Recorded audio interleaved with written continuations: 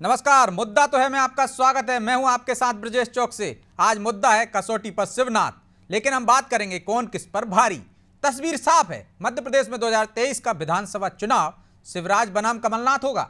एक तरफ शिवराज है तो दूसरी तरफ कमलनाथ, क्योंकि बीजेपी ने साफ कर दिया है कि शिवराज के नेतृत्व में ही चुनाव होगा और कांग्रेस पहले ही कमलनाथ को भावी मुख्यमंत्री के रूप में पेश कर चुकी है। इसलिए अब दोनों की तुलना भी होती है और जनता वोट डालने से पहले आकलन भी करेगी। आकलन तो दोनों दल भी कर रहे हैं और अपने अपने नेता को ज्यादा दमदार और उपयुक्त बता रहे हैं।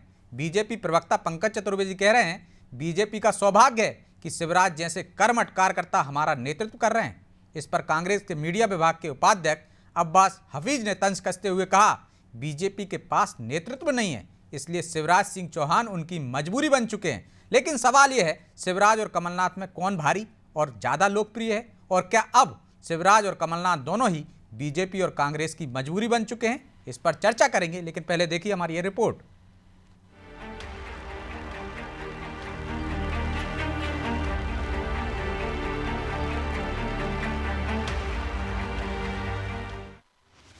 भाजपा की राष्ट्रीय कार्यकारिणी में यह फैसला हो चुका है कि मध्य प्रदेश में शिवराज के नेतृत्व में ही विधानसभा चुनाव लड़ा जाएगा। इसलिए अब मध्य प्रदेश में शिवराज बनाम कमलनाथ का चुनावी युद्ध तय हो चुका है। पिछली बार बीजेपी का नारा था, माफ करो महाराज, हमारे नेता शिवराज। इस बार महाराज कांग्रेस में नहीं है, इसलिए कमलनाथ और शिवराज की ही तुलना होगी। कमलनाथ के 15 महीने और शिवराज के 17 साल के शासन को कसौटी पर कसा जाएगा। भाजपा का कहना है कि शिवराज 24 घंटे जनता से जुड़े रहते हैं। शिवराज ने 13 वर्ष तक राज किया और चौथी पारी में सीएम बनने का मौका मिला तो अपना सिक्का जमा लिया। वही कमलनाथ के नीचे से कुर्सी खिसक गई और उन्हें पता तक नहीं चला। शिवराज ने 17 साल से अधिक सरकार कैसे चलाई और कमलनाथ ने 15 महीने में सरकार कैसे गंवा दी? चुनाव में ये सवाल भी पूछा जाएगा। भाजपा का कहना है कि शिवराज ने मुख्यमंत्री कन्यादान, लाडली लक्ष्मी, तीर्थ दर्शन जैसी अनेक योजनाएं चालू की, जिनका राष्ट्रीय स्तर पर अनुसरण किया गया। भाजपा ने कमलनाथ पर गुटबाजी और अपनी कुर्सी बचाने में ही लगे रहने के आरोप लगाए हैं।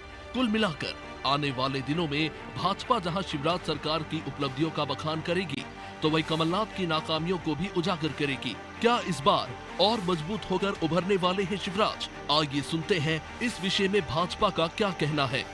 देखिए, राष्ट्रीय कार्यकारिणी में इस प्रकार के विषयों पर चर्चा हुई, ऐसा न तो राजनीतिक प्रस्ताव में था न जन प्रस्ताव में।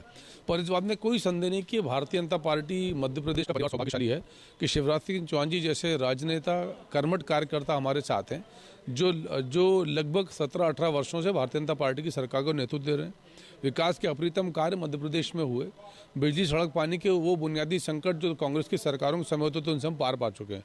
तो मुझे लगता है कि शिवराज जी का नेतृत्व मध्य प्रदेश के लिए सर्वश्रेष्ठ रहेगा।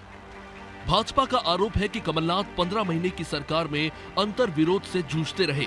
सिंधिया, दिग्विजय और कमलनाथ गुट में बटी सरकार का ध्यान जनता की तरफ कम ही रहा। थोड़ा बहुत कुछ काम हुआ तो शिवराज की कन्यादान जैसी योजनाओं को ही आगे बढ़ाया। इन आरोपों को खारिज करते हुए कमलनाथ शिवराज के मुकाबले में खड़े हैं और कांग्रेस को उनसे बहुत उम्मीदें हैं। देखिए, भारतीय जनता पार्टी के पास आज नेतृत्व बचा ही नहीं है। भारतीय जनता पार्टी के लिए शिवराज सिंह चौहान जी मजबूरी बन चुके हैं। वो शिवराज सिंह चौहान जी जिनकी बातों पर अब जनता को भरोसा भी नहीं रहता है। वो कितने ही इवेंट कर लें, कितने ही प्रवासी भारतीय सम्मेलन कर लें, कितने ही थिंक 20 सम्मेलन कर लें, कितने ही इन्वेस्टर समिट कर लें, जिनमें पहले कुछ नहीं हुआ, आज भी कुछ नहीं हुआ, धरातल पे उनके आंकड़े जो हैं, उनके दावे जो हैं, उनकी पोल खुलती रहती है। बीजेपी के पास चेहरा नहीं है और बीजेपी अपने पुराने अगर चेहरों के ऊपर जाएगी तब भी चुनाव हारेगी, किसी नए को लाएगी तब भी चुनाव हारेगी।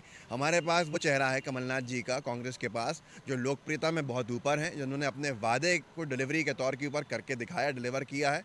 और हम चुनाव प्रचंड बहुमत से जीतेंगे, हमें फ़र्क नहीं पड़ता। शिवराज जी मुखिया रहेंगे, शिवराज जी चेहरा रहेंगे, शिवराज जी की और बीजेपी की घर वापसी होगी इस पूरे के पूरे चुनाव के बाद। 2023 के चुनाव में शिवराज बनाम कमलनाथ अब तय हो चुका है। चुनाव से बहुत पहले ही शिवराज सक्रिय हो चुके हैं।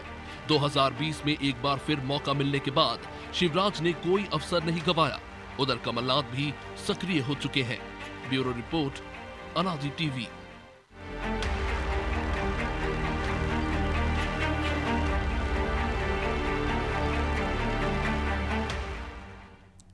तो इस मुद्दे पर चर्चा के लिए हमारे साथ जुड़ गए हैं चेतन सिंह, बीजेपी नेता हैं, प्रताप भानु शर्मा, कांग्रेस नेता हैं, और आशीष दुबे, वरिष्ठ पत्रकार।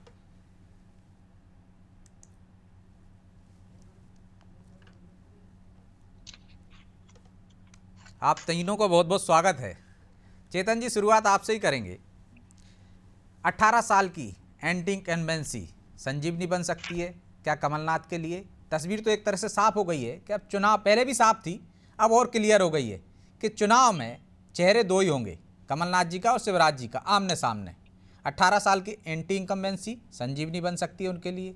मैनेजमेंट में तो माहिर माने ही जाते हैं कमलनाथ, और कांग्रेस को आपने सुनाई, कह रहे हैं लोकप्रियता में भी शिवराज से कहीं आगे हैं। अब आपके पास कोई नेतृत्व नहीं बचा है, मजबूरी है आपकी शिवराज।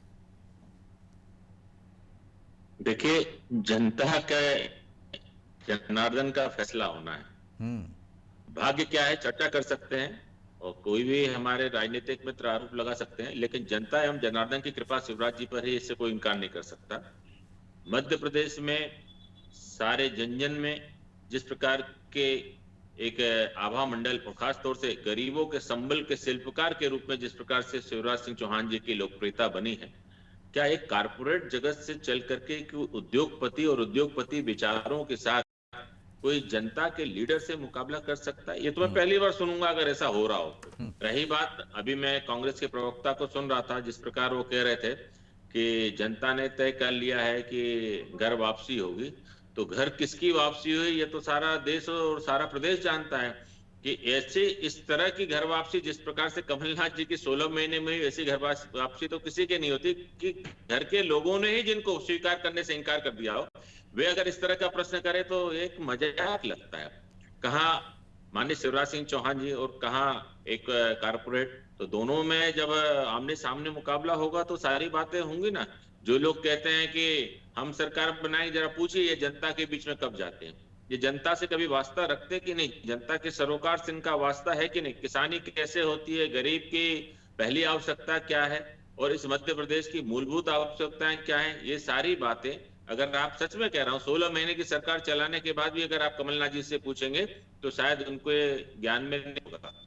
वहीं दूसरी तरफ चाहे लाडली लक्ष्मी योजना का मामला हो, चाहे कन्यादान योजना का मामला हो, चाहे सिंचाई का मामला हो, चाहे बिजली का मामला हो, अभी मैं बैतूल के ट्राइबल एरिया को देख रहा हूं, और जिस प्रकार से जन जन तक सरकार पहुंची है, चाहे वो स्वच्छता के अभियान को लेकर, शायद हम राजधानी में बैठ करके कल्पना नहीं कर सकते, लेकिन ट्राइबल एरिया में स्वच्छता एक आंदोलन बन चुका है। माननीय प्रधानमंत्री जी की जो आवास की योजना है वो जन जन के घर तक पहुंच चुकी है। अब अभी भी लोग यहीं पर राजधानी में बैठ करके बात करें तो उससे मुझे कोई लेना देना नहीं है। 24 घंटे विद्युत योजना का लाभ इतना व्यापक रूप से आम आदमी को, जनता को मिल रहा है कि जिसकी शायद किसी ने कल्पना नहीं की हुई। प्रधानमंत्री अटल बिहारी वाजपेयी जी के नाम से चाहे जितनी योजनाएं चल रही, चाहे वो संबल योजना के रूप में माननीय मुख्यमंत्री जी की योजना है, आयुष्मान कार्ड के रूप में, ऐतिहासिक कदम है। और जो लोग कभी हमारी उस योजना जिसमें किसान सम्मान राशि, इसको कभी मजाक, कई बार चैनलों पर लोगों ने कहा 6,000 रुपए से क्या होता है।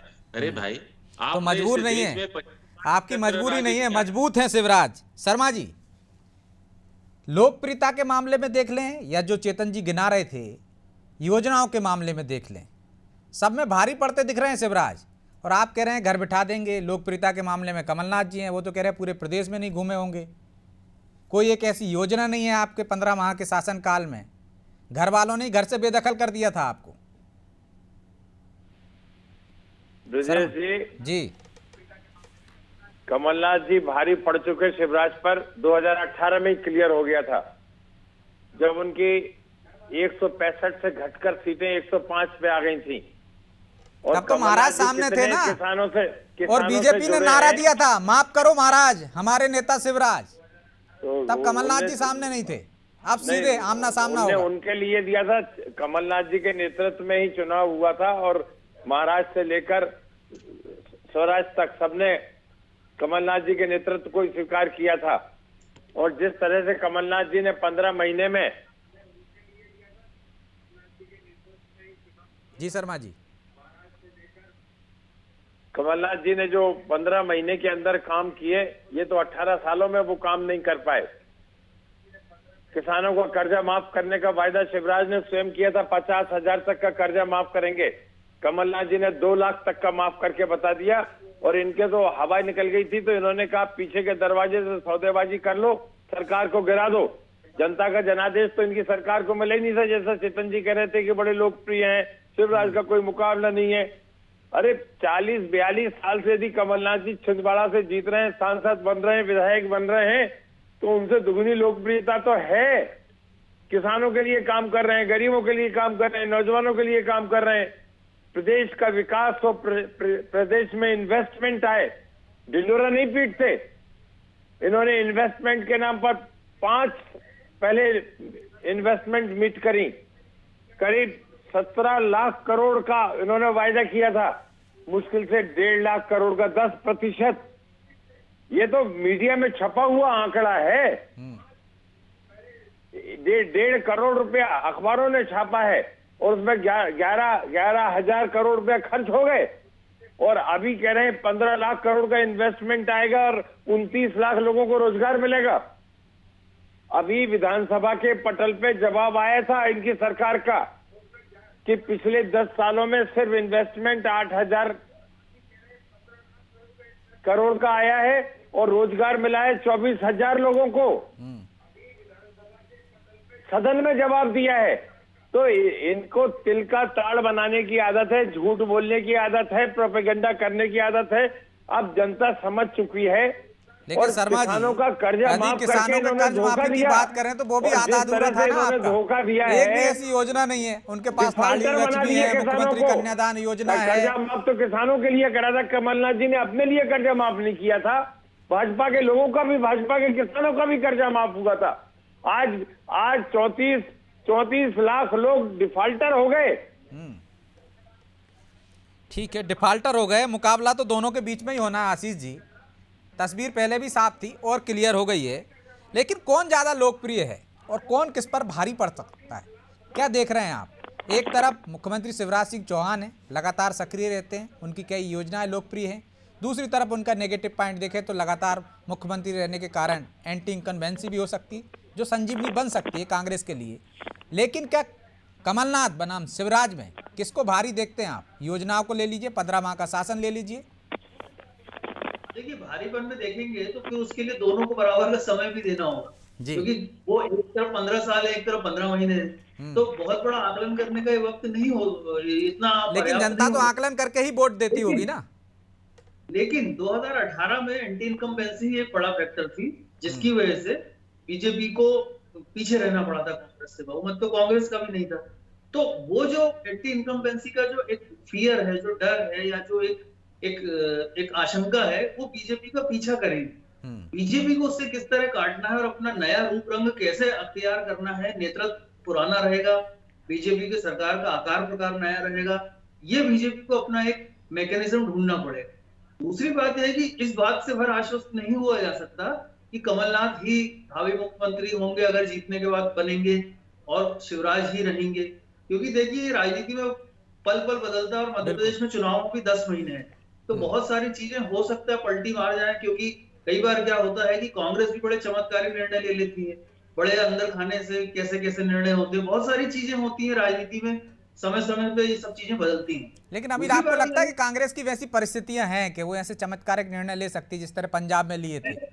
मैं दोनों पार्टियों के लिए मानता हूँ। गुजरात में बीजेपी ने भी ऐसी चमत्कारी निर्णय लिए हैं जो रातों रात हुए हैं। कांग्रेस ने भी कई बार ऐसे अटपटे निर्णय, औचक निर्णय लिए हैं।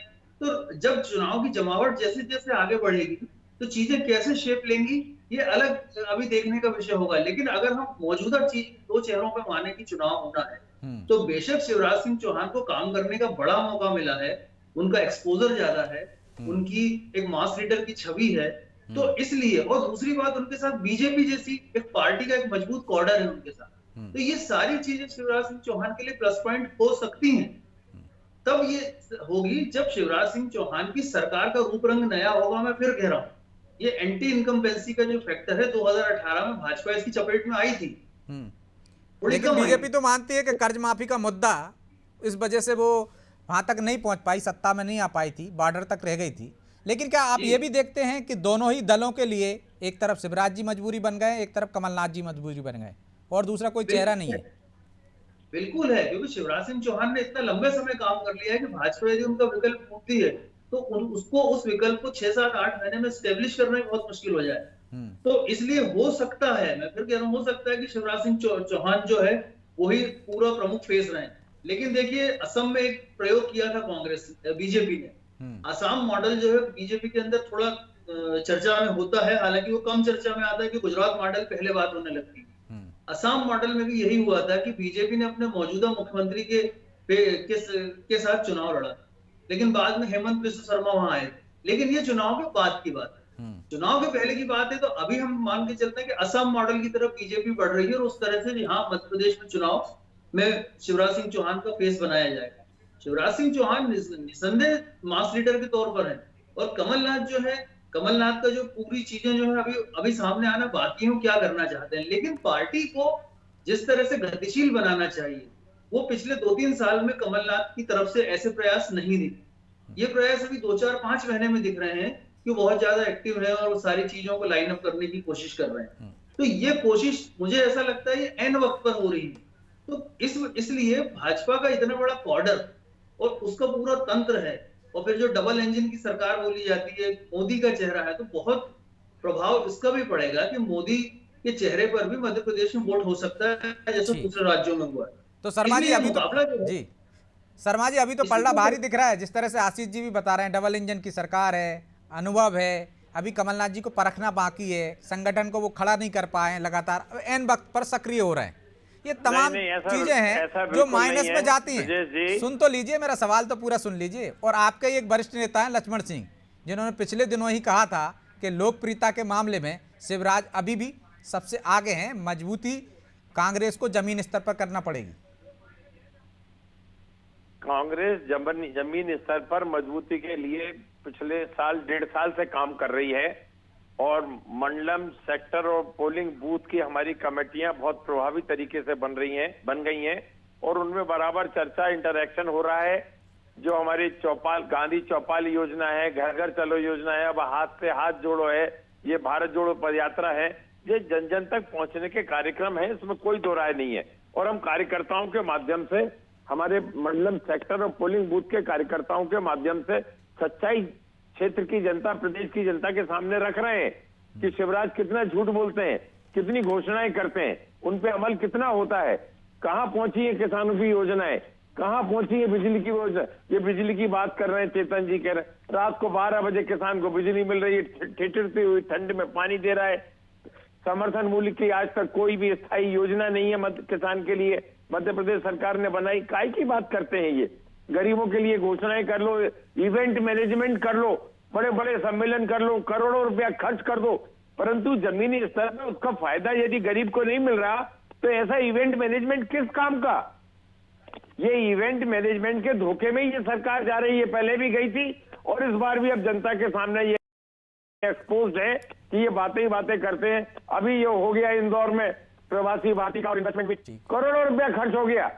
अरे इतने में तो किसान का कर्जा माफ हो जाता पूरे मध्य प्रदेश का। ठीक है चेतन जी, जितने आप इवेंट में खर्च कर देते हो उतने में तो कर्ज माफ हो जाता किसानों का, और सिर्फ शोबाजी है, इसलिए आपकी सरकार जा रही 2018 में भी शोबाजी के अलावा कुछ नहीं है। हम इनका मैदान में जवाब देंगे। लीडर है ना राहुल जी, अभी देखिए पर्यटन पर निकले हैं, और जिस क्षेत्र में, जिस स्टेट से गुजरते हैं, एक बड़ा नेता उसी दिन पार्टी छोड़ करके दूसरी पार्टी में चला जाता है। ये इनका चाल, चरित्र और चेहरा है, और उभरते हुए लीडर के सुखद पांव हैं ये, जो इस तरह की बात कर रहे हैं। और रही बात की प्रवासी भारतीय, हम तो इस बात के लिए अपने आप को, मध्य प्रदेश के लोग गौरवान्वित महसूस करते हैं कि हमारे अपने पावन भूमि पर देवी अहिल्याबाई की नगरी में हमने विश्व में समाये हुए समस्त भारतीयों को दिल से बुलाया और वे पांव पखाड़े चले आए।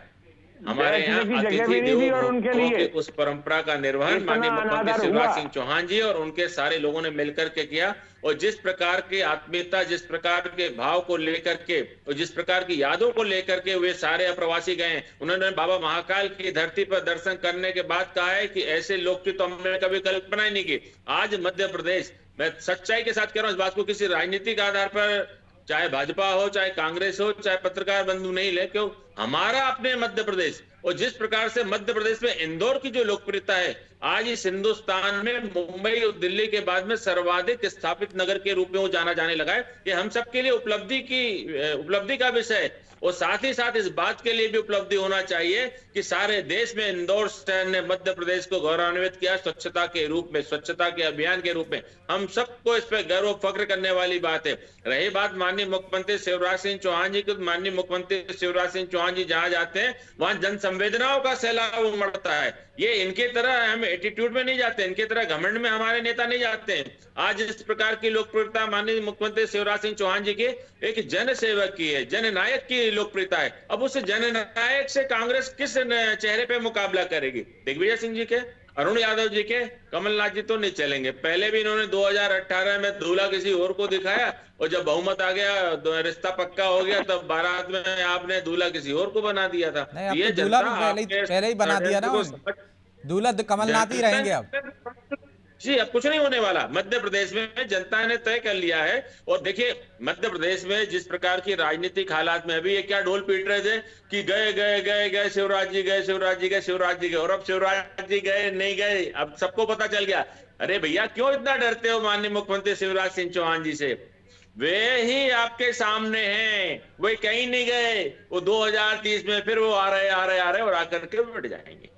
क्यों? क्योंकि जनता का जनादेश है, जनता का भरोसा है, जनता का विश्वास है। और जहां पर कृपा राम की हो ता पर कृपा करे सब कोई। लोकतंत्र की जनता, और हम तो भगवान ने हमारे बीच में हमको और आपको चुन करके रखा, तो जनता जिसके साथ है उसके साथ जनादेश होगा। और ये माननीय मुख्यमंत्री जी पर मां नर्मदा की असीम कृपा है कि जनता का भरोसा। हनुमान जी की कृपा है, हनुमान भक्त हैं सामने। हमको कांग्रेस से ज्यादा मत दिया और उसी का कारण है कि चेतन जी वो कह रहे हैं बिजली मिल नहीं रही किसानों को रात में, समर्थन मूल्य पे खरीदी नहीं हो रही है। बिल्कुल यही हो रहा है। मुख्यमंत्री शिवराज सिंह चौहान जी मुख्यमंत्री के रूप में काम कर रहे हैं। वो क्या कह रहे हैं बिजली मिल नहीं रही है, समर्थन मूल्य पे खरीदी नहीं हो रही है, और इधर भी हनुमान भक्त हैं। इनको हमारे साथ भेजिए। और हम तो आपसे भी निवेदन करेंगे कि आपका चैनल भी चले कि इनको कहां बिजली नहीं मिल रही, इनका समर्थन मूल्य कहां पर नहीं चल रहा। अरे ट्राइबल के उस क्षेत्र में जहां सतपुड़ा की वादियों में सूरज की किरणें बहुत मुश्किल जाती है, वहां भी राज्य सरकार की योजना है। माननीय मुख्यमंत्री शिवराज सिंह चौहान जी पहुंच गए। भैया कहां रहते हो आप प्रताप भानु जी? जरा धरती पर आइए, मध्य प्रदेश की धरा पर, मां नर्मदा के आंचल में आइए, थोड़ा आप भी प्रवास करिए। आइए अपन देखते हैं फिर क्या होता है। शर्मा जी बिजली सड़क की बात करोगे तो 2003 के पहले की बात करने लगती है बीजेपी, तो ये तो उल्टा दाव पड़ जाता है हमेशा। नहीं, उल्टा नहीं है, जो 2023 में भी यही हालत है, उससे भी ज्यादा खराब हालत हो रही है। और जो हमारे चेतन जी कह रहे हैं, बिल्कुल नर्मदा मैया के प्रांगण में चलने, आंगन में चलने हम तैयार हैं। विदिशा बैतरवती के प्रांगण में चलने तैयार हैं। आपको आमंत्रण है, मेरी कार और मैं स्वयं आपको ड्राइव करके ले जाऊंगा और सीधे किसानों के बीच चर्चा कर लेते हैं। और आप लाइव रिकॉर्डिंग कर लेना। ब्रजेश जी, मंजूर है मुझे इनका प्रस्ताव। नर्मदा मैया के पास चले, चाहे बैतरवती के किनारे आ जाएं। तो आप दोनों डिसाइड कर लेना, मुझे बुला लेना, तो मैं भी चलूंगा, आशीष जी को भी ले चलेंगे। आशीष जी, चुनावी बिसात तो बीत चुकी है, एक यात्रा भी निकाल रही है आज। राहुल गांधी और कमलनाथ संदेश यात्रा का शुभारंभ किया कमलनाथ जी ने, तो यात्राएं भी शुरू हो गई, मैदान में तो उतर ही आए हैं। लेकिन क्या आपको लगता है कि कांग्रेस को अभी और कुछ करने की जरूरत है, उतने आक्रामक तरीके से आने की जरूरत है, तब कहीं जाके वो लोगों का गुस्सा भड़का पाएगी, यदि गुस्सा है भी जनता तो? बिल्कुल नहीं, ये बात तो सही है कि मैंने जैसा भी मैं मानता हूं कि कांग्रेस को भी और एक्टिव होना पड़ेगा। कांग्रेस को अपने मैदानों में, मैदानी स्तर पर कांग्रेस को ज्यादा होना पड़ेगा। अभी जो गतिविधि लगती है वो लगता है कमलनाथ के बंगले पर जो बैठकों का दौर चल रहा है वो भी सुना जाता है, जमावट का दौर चल रहा है वो भी सुना जाता है। तो कमलनाथ को ज्यादा से ज्यादा दौरे करके अपने ऑर्डर को, जो कांग्रेस के कार्यकर्ता है उनसे संपर्क स्थापित करना ही होगा, जैसा शिवराज सिंह चौहान करते हैं, लोगों से 1 to 1 करते हैं, बात करते हैं। जो और कांग्रेस के भी दूसरे नेता और हैं जो ज्यादा पब्लिक से जुड़ते हैं, तो कमलनाथ को करना होगा अभी। और इसके अलावा कांग्रेस को ये सिर्फ इतना काफी नहीं होगा, वो बीजेपी के जो मुद्दे हैं, बीजेपी जिसको वो मानती है कि बीजेपी की नाकामी है, उसको जनता के गले उतारने की चुनौती कांग्रेस के पास है कि कैसे उसको गले उतार पाएगी कि इस मुद्दे पे बीजेपी नाकाम हुई है। तो ये सारी चीजें हैं। और हालांकि कांग्रेस के पास एक मौका हो सकता है, क्योंकि जब भी बहुत पुरानी सरकारें होती हैं, पुराने चेहरे होते हैं, तो एक स्वाभाविक सी एक एंटी इनकम्बेंसी जो कई बार नजर नहीं आती वो भी काम कर जाती है। लेकिन उधर भी तो चेहरा नया नहीं है ना, वो भी तो आजमाया हुआ चेहरा है ना। बिल्कुल मैं कह रहा हूँ, बिल्कुल मैं कह रहा हूँ, उनको वही मैं कह रहा हूँ कि इसके लिए कमलनाथ को भी एक नए स्वरूप में सामने लाना पड़ेगा अपने संगठन को। इसके बिना ये मुकाबला जो है मुझे नहीं लगता कि बहुत प्रभावशाली होगा। लेकिन अभी की स्थिति में मैं मान सकता हूँ कि कांग्रेस एक मजबूत चुनौती के रूप में आज की स्थिति में बीजेपी के सामने है। बीजेपी जैसे जैसे आगे बढ़ेगी, काम करेगी, तो निश्चित तौर पर उसको अपने कॉर्डर का फायदा मिलेगा, उसको संगठन का फायदा मिलेगा, और सरकार जब होती है तो और बहुत सारे फायदे चुनाव में मिलते ही लेकिन जो जनता के बीच में जाएगा उसको ज्यादा फायदा होगा। बहरहाल अब समय इजाजत नहीं देता, इसलिए आशीष जी माफी चाहता हूं, मैं आपको रोक रहा हूं। इस चर्चा को यहीं विराम देना होगा। आप तीनों मेहमानों का बहुत बहुत धन्यवाद। तो जनता कसौटी पे परखेगी कौन भारी है कौन कमजोर है, और ये देखने के लिए आपको 2023 का इंतजार करना पड़ेगा, परिणाम का इंतजार करना पड़ेगा, क्योंकि अभी तो कसौटी पे खड़े उतरने की शुरुआत हुई है। आपको अपनी ताकत, अपना बल, अपनी मेहनत दिखाना होगी, जनता के बीच में जाना होगा, जनता के दुख दर्द में भाग लेना होगा, और उसकी उस नब्ज को दबाना होगा, उसकी उस विपक्ष है तो सरकार की उन कमजोरियों को उजागर करना होगा। तब कहीं जाकर आप संघर्ष के साथ बीजेपी से मुकाबला कर पाएंगे। मुकाबला तो दिलचस्प होगा, जिस तरह से आशीष जी भी कह रहे हैं, चुनौती तो दे रही है कांग्रेस, लेकिन अब देखना है कि वो कितनी दम लगा पाती है। बहरहाल मुद्दा तो है। मैं इतना ही, मुझे दीजिए इजाजत और आप देखते रहिए अनादि टीवी। नमस्कार।